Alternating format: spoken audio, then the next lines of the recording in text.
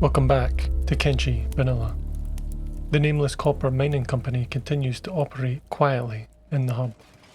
There is a fragile peace with the bandits in the area for now.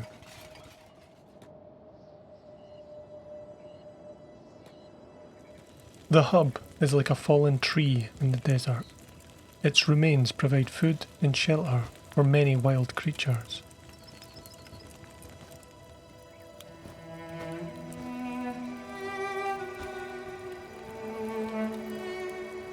We find a Holy Nation report that gives us insight into the past of the hub and why the hub has been left alone.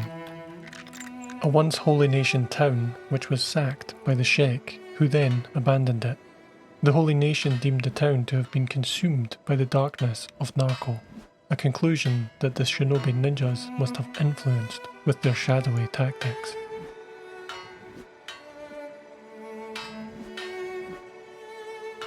We too would use shadowy tactics. The Black Dragon ninjas began showing up to loot our camps. Logan tried to talk to them, but they attacked.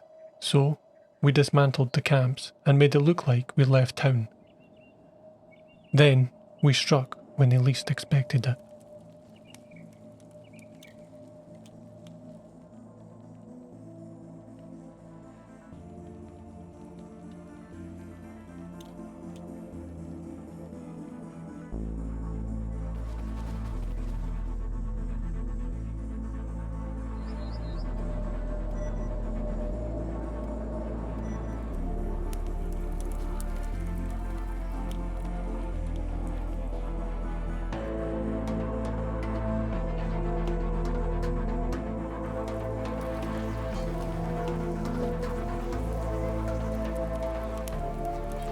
The payoff was excellent.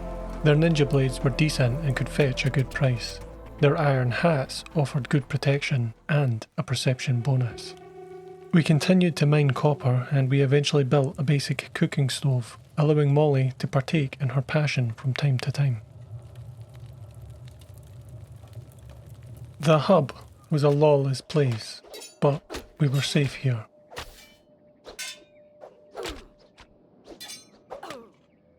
It was decided that the Wanderer would travel south to Squin.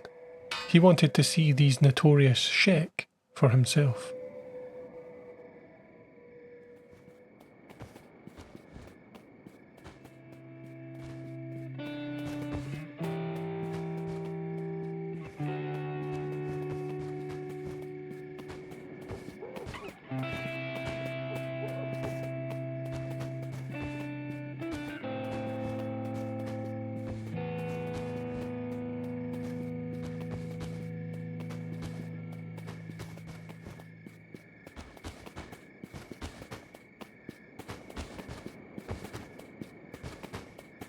As he approached Squin, the Wanderer saw the flickering lights of a camp up ahead.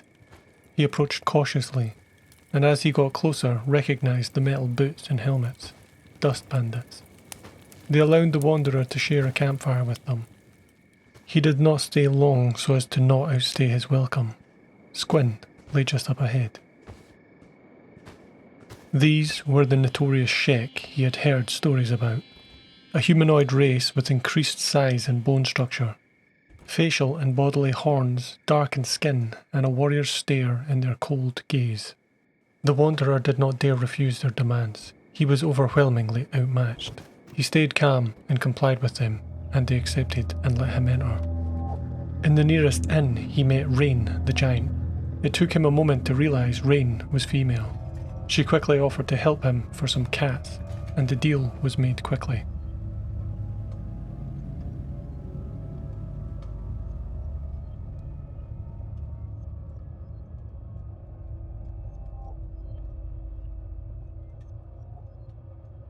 Rain suggested another bar as a place to find additional recruits, and they headed there.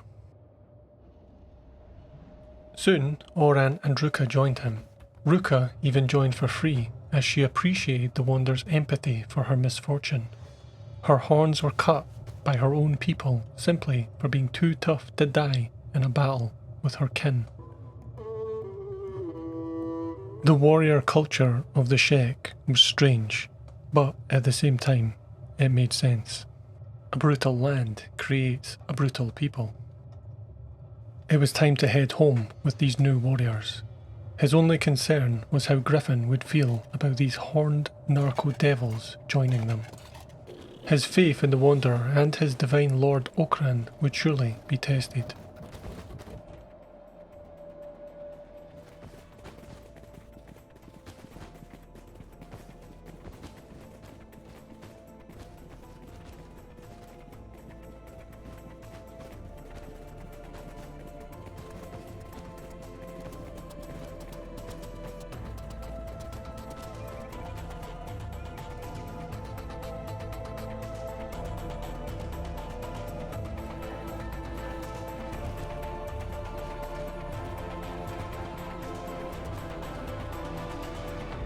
There was a quiet tension when the squad met, but we knew that together we were strong.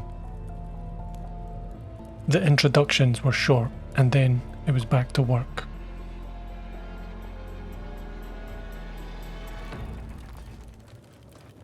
The giant Rain was a skilled veteran similar to Griffin. Oron was still a novice, and Ruka was somewhat skilled, similar to ourselves. We bought and renovate more storage units to give us plenty storage for our growing mining business. We had expanded into collecting iron ore too, but we'd want to maximise our copper yields as much as possible. Unfortunately, starving bandits continued to attack us. Griffin tried to hold them off as long as he could. He took a defensive fighting stance to try and hold out until backup arrived.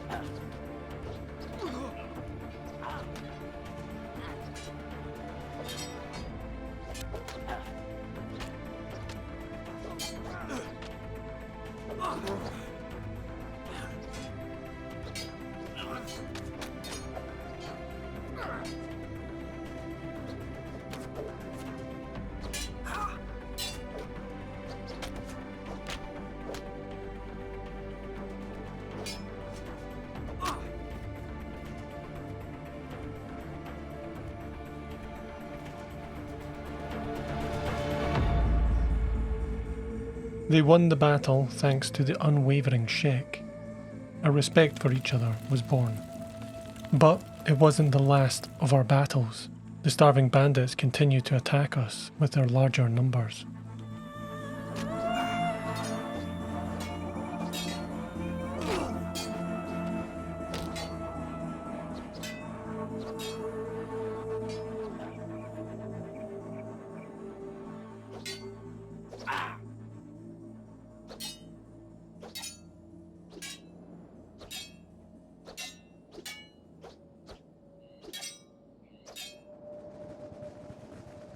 We lay in the scorching sun for a long time before we recovered. The brutal work, the fighting, the blistering sun. It broke us down one by one, but we were determined to get stronger.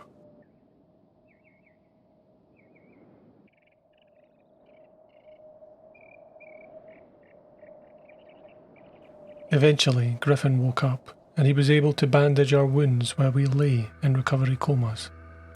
As soon as we got up, the hungry bandits were back.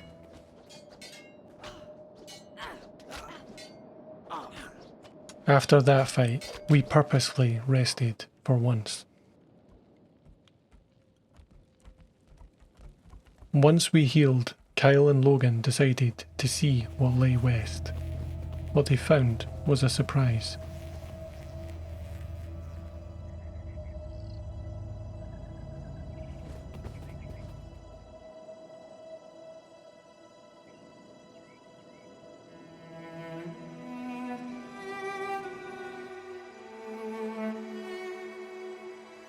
After being chased by a giant white gorilla in the blood rain of the jungle, they found Hivers.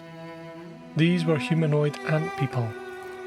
Most of them have a collective mind, a hive mind. To speak to one is to speak to them all. They discovered that the Hivers were willing to sell stuff and were overall friendly.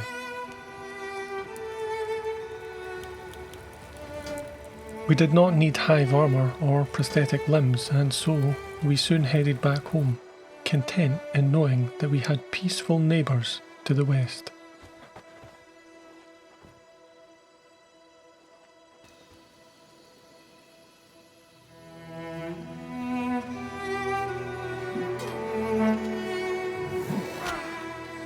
On the way back, our gorilla friend was being attacked by bandits. We decided to help the beast.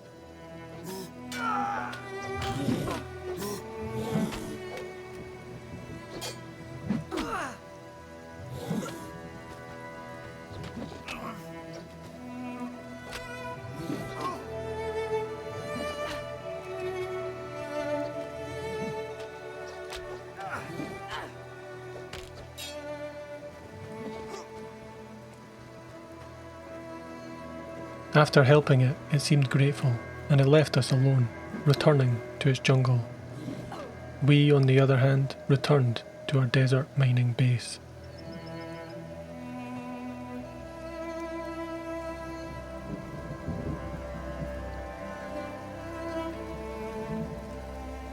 The Wanderer reflected from mountainside. There were many strange lands to see out there. We cannot hide here forever, afraid of our own weakness in this unforgiving world. We must try to become stronger to be able to explore these uncharted lands.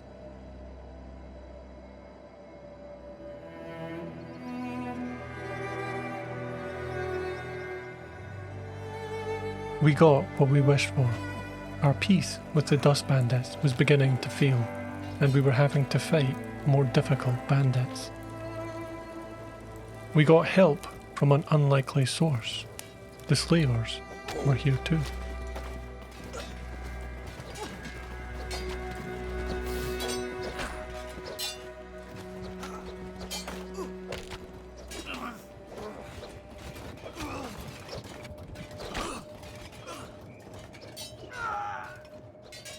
We needed more space, and so we bought another large derelict property.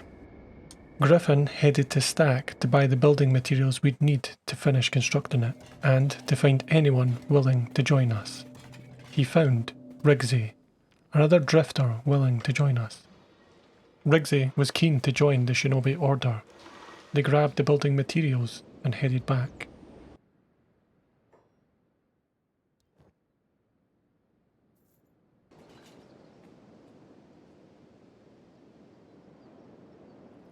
We finished the reconstruction of the large building and added an improved research bench.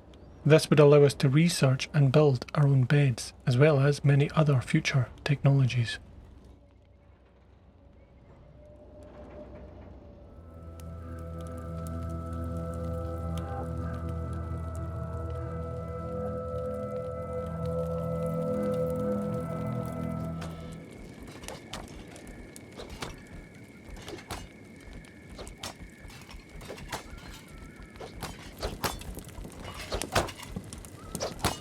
We planned beds to be constructed, but they would need linen, most likely another run to Stack for Griffin. We would also build a weaponsmith station to eventually be able to make our own weapons. The fighting continued, but we got better each time.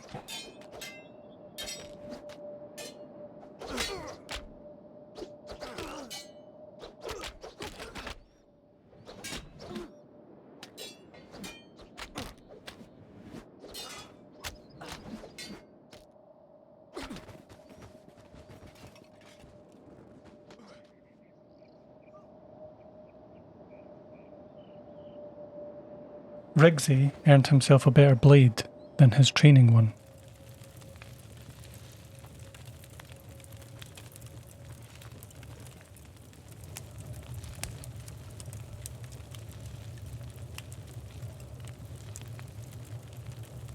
It was time to rename ourselves.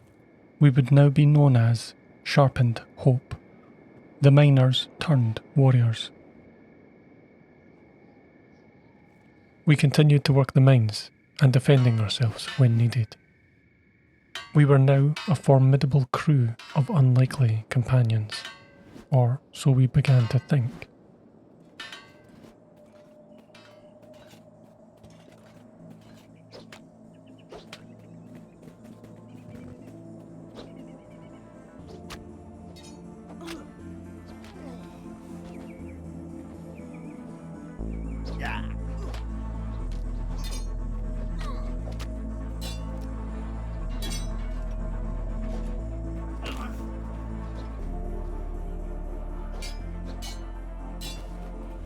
We decided to search east as an entire squad, but we would soon find out that this was Dust Bandit country.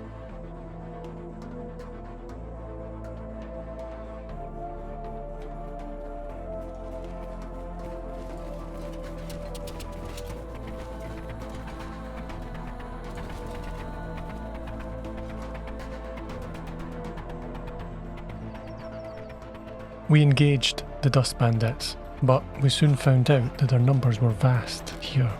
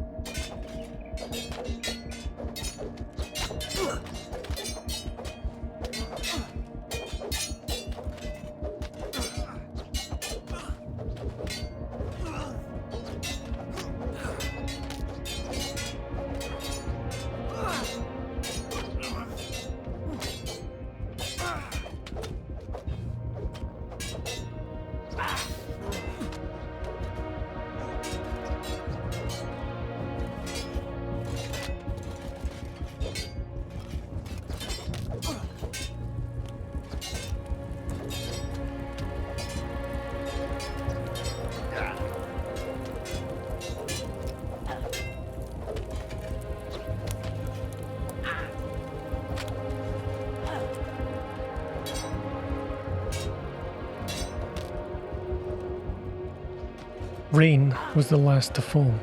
Griffin wildly tried to get up, but was soon put back down.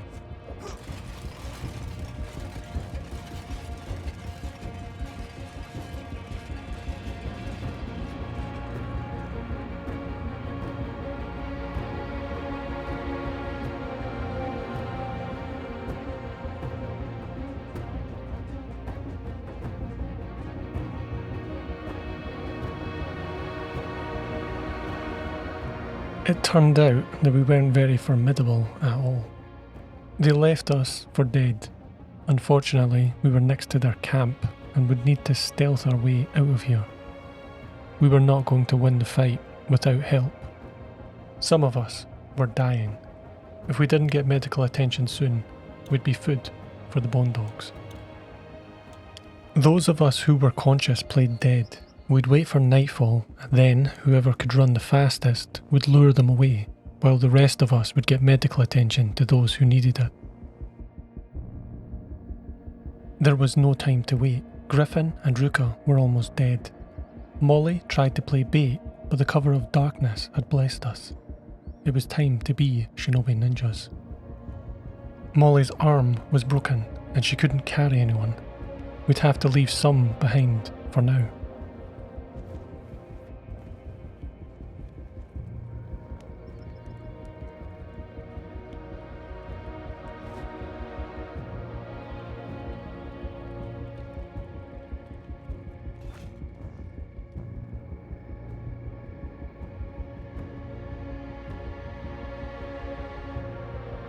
Unfortunately, this was Dust Bandit country. Another squad of Dust Bandits found us. They were fresh, ready and eager to fight. We dropped our comrades and ran, but we didn't get far due to our injuries.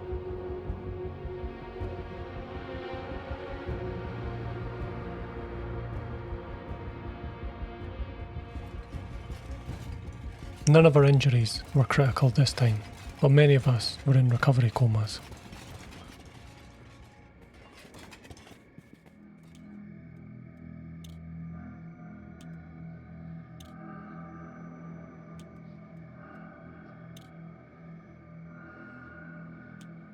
By morning, Molly had gained consciousness.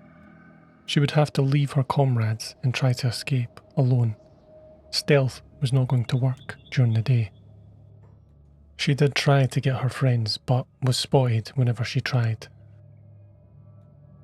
Kyle and Oron woke up too, but they were too wounded to fight. They would have to leave and come back later. The Dust Bandits were not planning to leave anytime soon. Would have to wake up and escape one by one.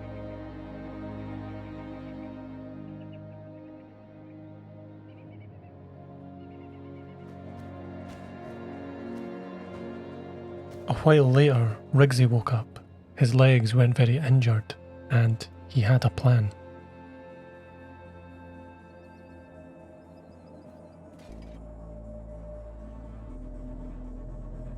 Kyle and the others were jumped by starving bandits, and Rigsy ran on, leaving them behind.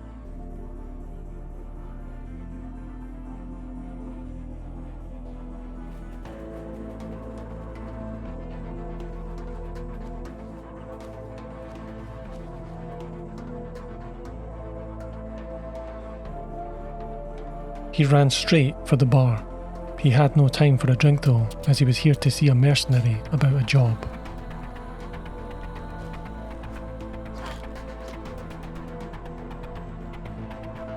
It was payback time.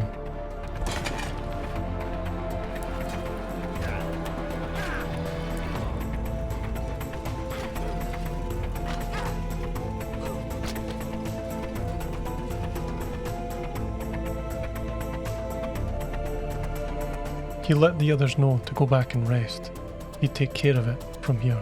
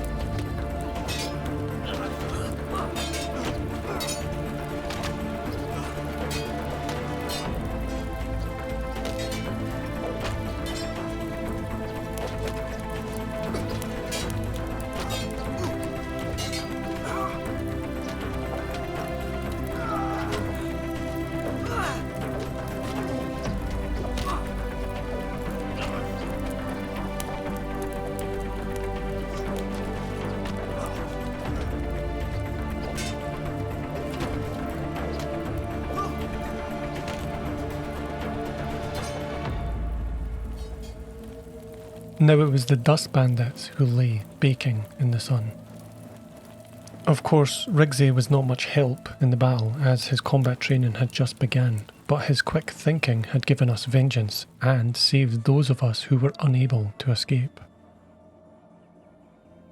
When he woke, he moved his allies to the sleeping bags. the Dust Bandits would no longer need them, and it would speed up their recovery. Once they were somewhat recovered, they decided to finish the scouting mission. They would head east, as they previously planned.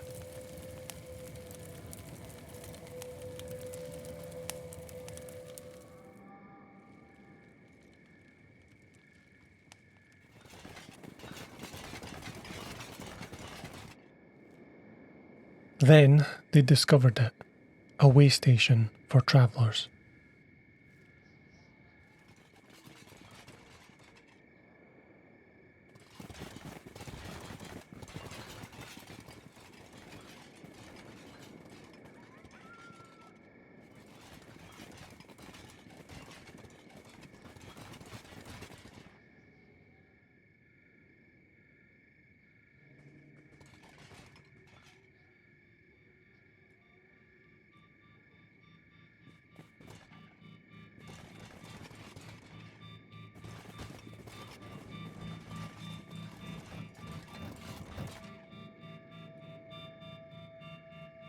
This place brought a lot of strange characters to one place who came from many different backgrounds.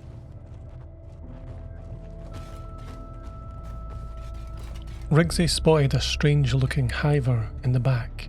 His name was Silvershade, and he was both a Hive prince and a no-Hive. The Hive prince spoke to him and told him that he liked the noisy crowd to drown out his own thoughts, a side effect from being hiveless.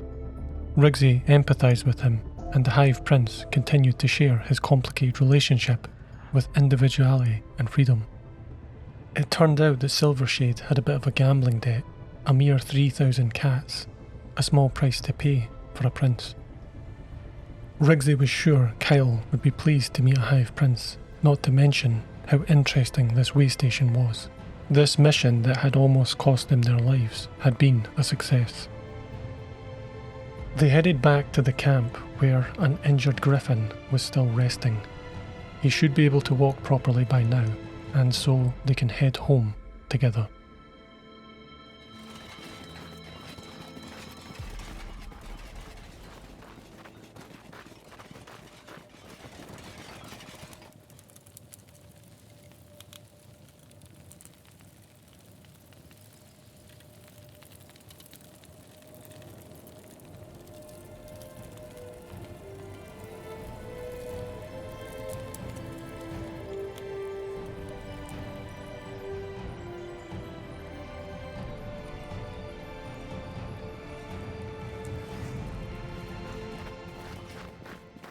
We soon got the Hive Prince a backpack and a sword.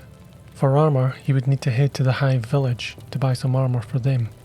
His body type was different from everyone else's.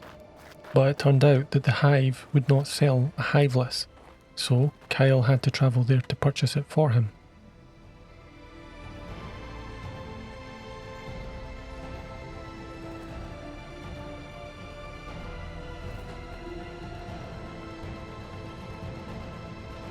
A Hive Prince was not very suited for manual labour, but we were a mining company, and we had very little other tasks for him to do right now. We had grown in allies, but also in enemies. Sharpened Hope were expanding into weaponsmithing, with Griffin as a smith. The Dust Bandits had humbled us, but we continued to survive and fight for another day. Thanks for watching. I'll see you in the next one.